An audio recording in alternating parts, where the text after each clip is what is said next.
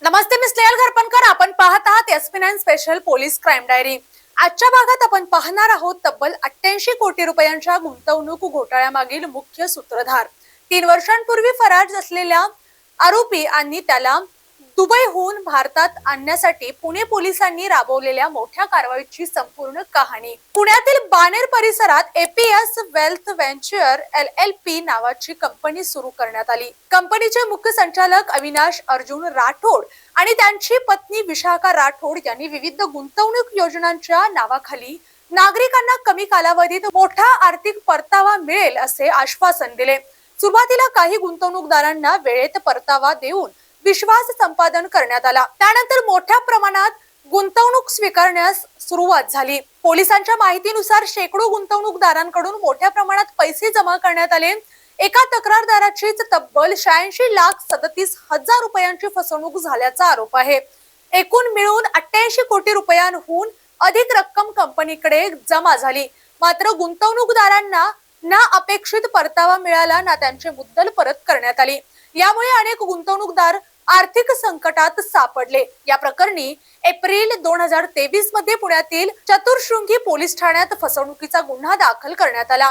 प्रकरणाचे गांभीर्य लक्षात घेऊन तपास पुणे पोलिसांच्या आर्थिक व सायबर गुन्हे शाखेकडे सोपवण्यात आला. दरम्यान गुन्हा दाखल झाल्याची माहिती मिळताच अविनाश राठोड आणि विशाखा राठोड यांनी भारत सोडून संयुक्त अरब अमिरातीतील दुबई येथे आश्रय घेतल्याचा आरोप आहे. पुणे पोलिसांनी आरोपींचा शोध घेण्यासाठी विविध केंद्रीय यंत्रणांशी समन्वय साधला. आर्थिक व्यवहार, प्रवासाची माहिती आणि उपलब्ध तांत्रिक पुराव्यांच्या आधारे आरोपीचा माग काढण्यात आला.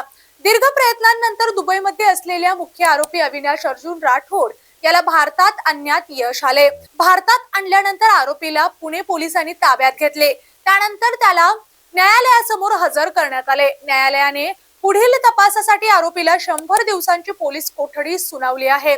या काळात पोलिसांकडून आर्थिक व्यवहार, परदेशातील हालचाली, इतर साथीदार आणि फसवणुकीतील पैशांचा मागोवा घेण्यावर भर दिला जाण्याची शक्यता आहे. या प्रकरणात आणखी काही व्यक्तींचा सहभाग होता का? फसवणुकीतील कोट्यावधी रुपये नेमके कुठे गेले? परदेशात मालमत्ता किंवा बँक खात्यामध्ये पैसे वळवण्यात आले का? गुंतवणूकदारांचे पैसे परत मिळणार का?